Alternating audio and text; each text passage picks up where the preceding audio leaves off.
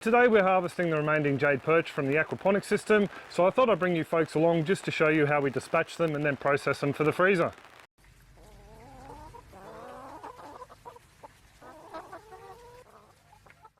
G'day folks, as the intro suggested, I'm harvesting the Jade Perch from the aquaponics today. Beautiful weather to be doing it in too. I know not everyone likes to watch the dispatching of animals, so what I'll do is I'll give you ample warning before it happens, and I'll give you a time code to skip to, so you can skip out on it and just see how we prepare them and clean them and that sort of thing afterwards. So without any more nattering on, I'll walk you on down and I'll give you a bit of a look at the preparation we've done to get ready to dispatch the fish. So just down here at the aquaponics, you can see that I've removed just under half the water, and that solids lifting overflow or outlet will be taken out as well, just to make it easier to net the fish. The way I remove the water is through this valve down the bottom here. It normally doesn't have a handle on it, that way no one can come along and kick it accidentally and drain the tank. And just through my normal pipe work that I use to clean the radial flow filter, spin the camera around, it goes down here through this hose work down into the sump tank. Now on the grow beds, I've taken all the bells off, so all the grow beds are full of water, so that's holding some extra water as well.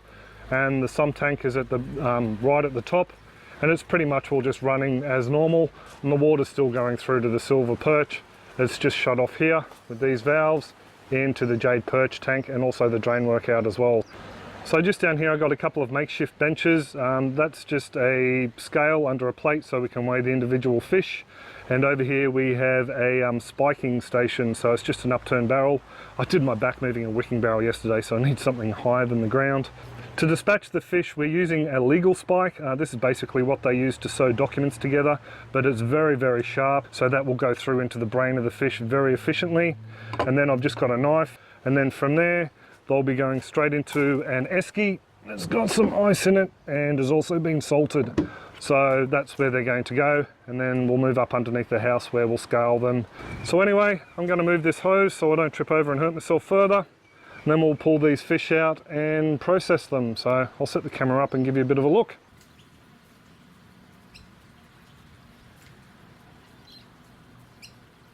So I'm just going to take out the solids lifting outlet first.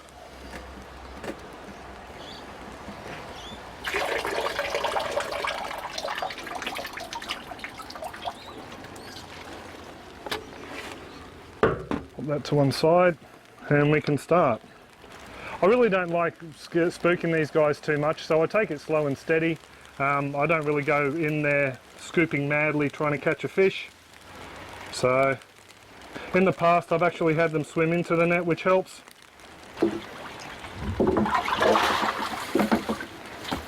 Got me a biggie. It's a nice big one. Oh no. I got that. So try and make this as quick as we can, just need to move the seam there. So it's round about there. And there is always a flare. Give it a bit of a spin around. I like this method more so than the hit on the head, because I have had a couple early on that I hit on the head and I popped them in the water only to find that they were still going 15-20 minutes after. And yeah, just not a good feeling. If you're looking after animals like this and raising them to eat, you really do have to respect them, I think. So now this fella here can go onto the scales. There we go, just over a kilo. So just over a kilo. Here's a big boy. Now I'm just going to cut through the back of the head. You will find that he will twitch, but he is dead, folks. I mean, these guys twitch all the way through the process.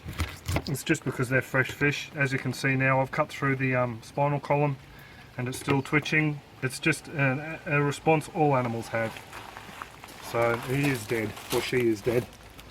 Then into the water with the rest. And on to the next.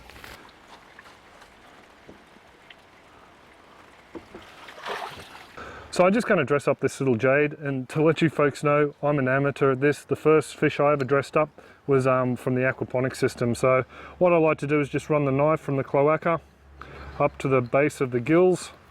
Have a nice sharp knife, helps as well. Then I run around the side of the front fins on both sides. I fed these guys last night, so which was probably a bit of a mistake. There's a bit of feed in here I just saw. And then what I do is I continue down from the cut from the head.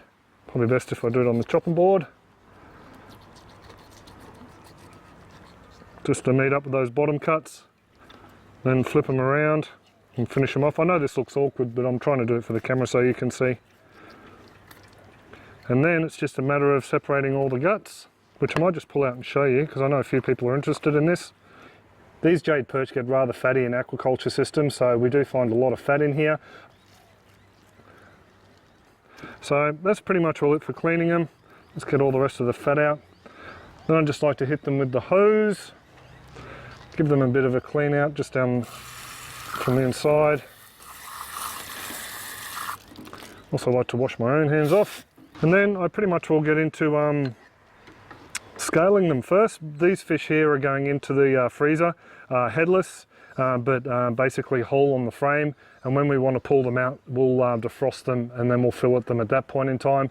We're not going to fillet them today. We're expecting more rain to come through. So all I pretty much will do is just get a serrated steak knife, and Bianca's moving away because she doesn't get covered in scale, and just basically run it up beside the fin to begin with, and then over the top, and then just come down in a line all the way through.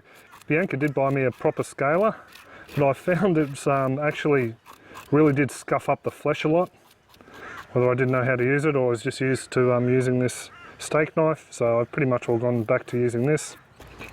So if you do see the fish twitch at this point, it's just the involuntary spasms from the nervous system. They're still kicking a little bit. I've had them twitch all the way up to being filleted, even while they're being filleted. I can guarantee you at this point they are deceased, so you don't have to worry about that, but I just thought I'd let you know. Just to finish it off, I come back down those top fins. It's around the top there. Oh, I've missed a few down the back here. Just give it a bit of a massage to see if there's any scales on there, all off. And then I just give it a hit with the hose, and that's pretty much all it on the inside again. Then it just goes over into this little bucket of salted water on the end. And yeah, we'll process them all in one hit. We'll put them into bags, give them one final just wipe down, make sure there's no scales on them. Just thought I'd show you one of the reasons these guys are called Jade Perch, if my phone will focus. It's not coming up very well on the camera. You might see a touch of the jade colouring there, and then along here with this spot up the top. But they do have a jade shimmering to them. It's just not coming out too well in the camera, but yeah, so they are a very pretty fish. I've seen people keep them as ornamentals as well, but they don't let them get this big. Anyway, I'll get back to cleaning them. So all the fish are processed now and they're in the freezer. They've actually been there for over 24 hours. We ran out of daylight and the weather was pretty atrocious, so we didn't get to show you the filleting. Maya did want to show off her skills, but it just wasn't to be, unfortunately.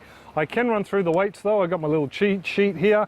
I can tell you that the average weight was 960 grams or 2.1 pounds. The smallest fish was 311 grams or 0.68 pounds, and the heaviest was 1,550, which is 3.4 pounds. So the average, 960 grams or 2.1 pounds, that's not too bad at all as far as I'm concerned. These fish have been in there for 2 years, 5 months, I think I worked out. So I'm pretty happy overall with the size we were getting out of the tank. As for the silvers, I was hoping to do an all-in-one video showing the harvest of the jades and then the swapping over of the tanks, basically moving half of the silvers from one tank to the other, but it just wasn't to be with my back and running out of time and whatnot, so we'll tackle that in the coming weeks. For the time being though, the other tank is still running, the ones that the jades were in, and the silvers are just in their own tank until, I can find the time. A lot of people ask me the difference in taste between the jade perch and the silvers. The jades are a very fatty fish. Actually, a lot of the guts that you take out of them when you're cleaning them are fat. But the silvers, I basically haven't had a chance to harvest any yet, but we will be taking out a couple of nice large ones when we do the swap over between the two tanks. As to how we cook up the jade perch, we have three favourites at the moment. The first would have to be the fish nuggets. Everyone likes them. It's basically a coriander and cumin with a bit of garlic powder in with some corn flour, and we just batter up little sections of fish and fry them off. They come out a treat, really enjoy that. The other way I really like them is to make up a bit of a Thai style or Thai flavouring fish cake. Basically skin the fish, mince them up, a few breadcrumbs in there, and then the galangal, the turmeric, Definitely need some garlic in there, a little bit of ginger, cumin and coriander and that sort of thing. Those little fish cakes fry up really nice. I really do enjoy them. The third way I'm going to be using a lot of this fish is fish curry. It's something I knocked together a little while ago and was a hit with everyone. I'm using things like lentils just to fill it out a bit. Coconut cream, definitely has to have some coconut cream in there. I find that it does help to hide the bit of a taint to the flavour, I suppose you'd call it. Some people call it an off freshwater fish flavour. It is something I have seen people complain about online, but because I do tend to cook with a lot of spice here, it's something we haven't really noticed. The only time it's really stood out for me is when we steam some fish, just by itself, just straight steam. We definitely got a bit of a hint of a bit of a muddy flavour to the fish, but you know, it's still healthy, still tasty, so I'm not going to complain myself. So just quickly with the scraps, the guts and the heads have gone into a hole down the back with some coffee grounds that I've saved up, and also some other just veggie scraps from the kitchen. They're going to break down there and feed up the soil. Basically underneath where I want to put a banana stand. I'm going to do a bit of a banana mound type arrangement, and the banana on top, but their roots will find those nutrients down there. I have had a few people now say that I should boil up all the heads and guts and the frames and make stock and keep it in the freezer.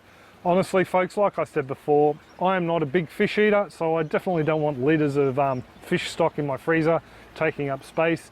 We will be making up a fish soup. I've got my eye on one where I will be using the frames to make up a bit of a stock and using the flesh of course. So yeah, there's no point keeping loads of fish stock on hand if I'm not going to use it. I'd rather it's down the back there feeding up the soil, to tell you the truth, and I'll eat it later as bananas. So I do hope this clip has helped you folks who are interested in how I dispatch the fish and then process them for the freezer. If you do want to get more aquaponics or backyard farming video clips in your inbox, you can click on that little subscribe button down there and you'll be sent a notification whenever I upload a clip to YouTube on the aquaponics, or maybe on the new chickens that we're going to be setting up in the veggie patch very soon. And you can come along and say good day in the comment section down below. I do hope you're all well and happy and that your gardens are booming and your aquaponics, and I will catch you next clip. Cheers folks, have a great one. Just make sure that's 0. Okay. 0. Wait, and they're slippery.